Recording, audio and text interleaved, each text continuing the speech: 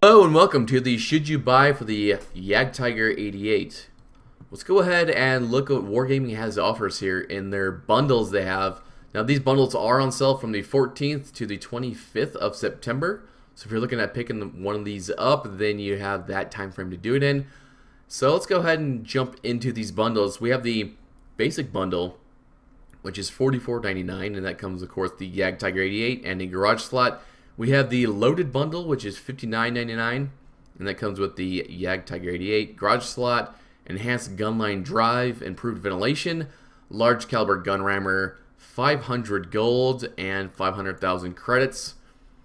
And lastly, we have the ultimate bundle, which of course comes with the Jagdtiger 88, a garage slot, enhanced gunline drive, improved ventilation, and a large caliber gun rammer. Also, 1,500 gold, 2 million credits, and a multiplier of 5 XP for the first 15 wins in the Jagdtiger 88 here. Now, I wanted to go ahead and show you guys exactly what this tank has to offer. I wanted to let you guys know about the statistics and the armor layout, and so for that, we will be heading over to Tanks GG. So here we are. So if you're picking up this tank for the first time with the base crew, this is what you have to look forward to with this tank. You have 2,780 DPM. The alpha damage is 240 and the penetration is 203, as this is the famous German 88 that we all know. The rate of fire is phenomenal at 11.5. The aim time is very good with a 1.9 second aim time. The dispersion is a 0.3, which is somewhat of a strong point for this tank as it is very accurate. The shell velocity is 1,000, which is very good. It makes hitting those targets on the move that much easier.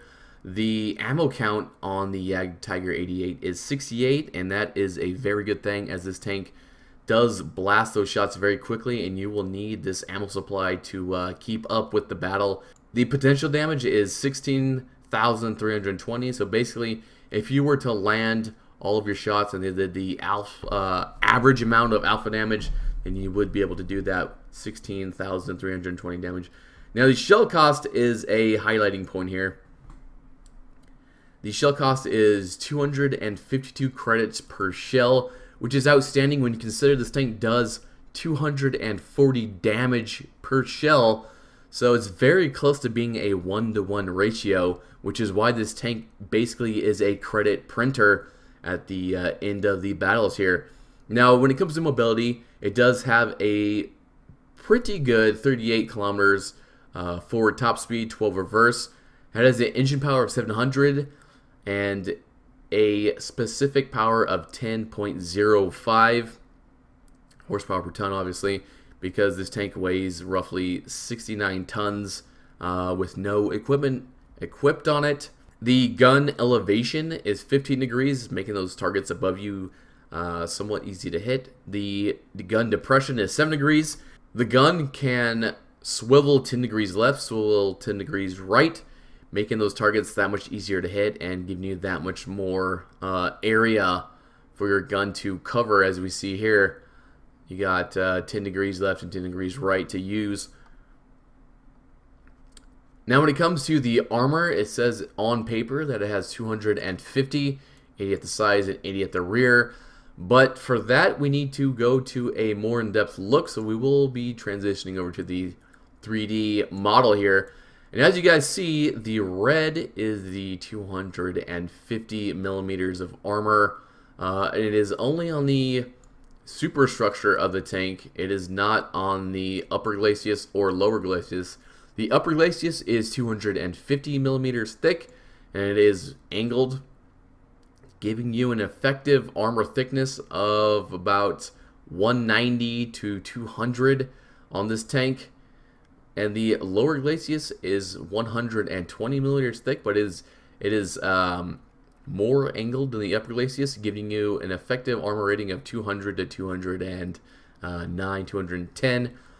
But like I said, the only part of this tank that is 250 millimeters thick is this portion of the tank. The red portion here that you are seeing, meaning that if you're going to go ahead and play this tank, a very, very viable and recommended strategy is to find something to place in front of this tank and basically have only this red portion sticking out to absorb the shots. So whether that's a dead tank in front of you, whether that's a wall or a hill, something like that would be very useful for keeping this tank alive.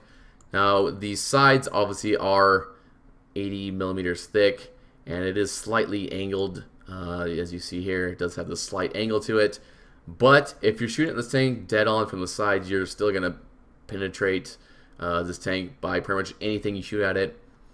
Pretty much all tier 6s, as far as I know, can go right through the side of this tank or right through the rear of this tank, which are the weak points. So if you're facing this tank, flanking it is pretty much a guaranteed penetration, unless you're at some kind of awkward angle.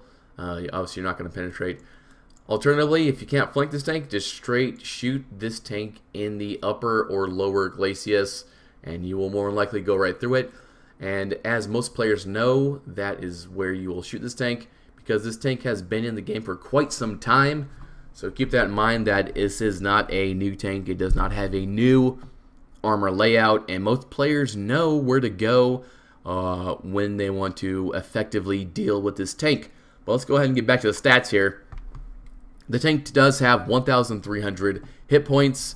It also has a outstanding 390 meters view range, and as it is a preferential premium tank, they cannot nerf this 390 meters view range.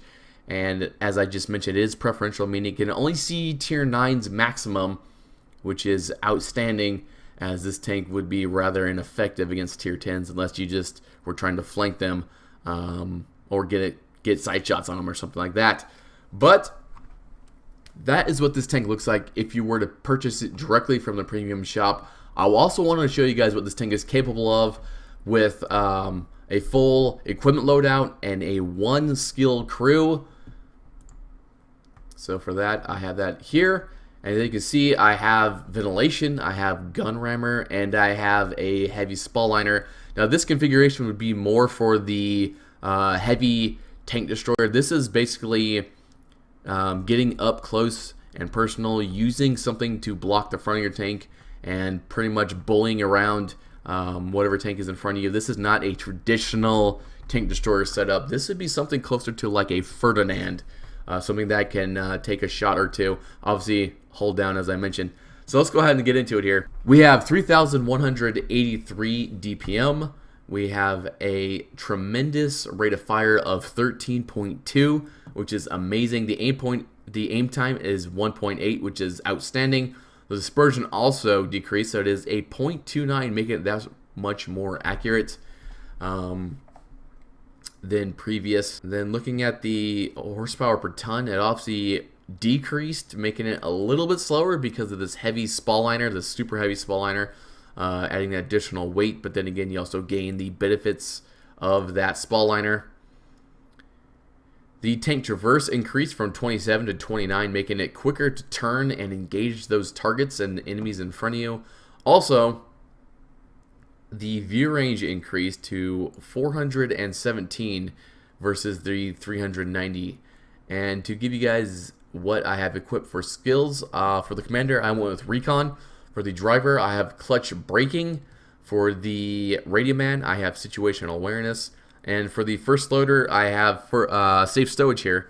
And so that is the skills I would recommend if you're planning on playing the heavy tank tank destroyer route, where you're going to be kind of up in the fray, up in the action.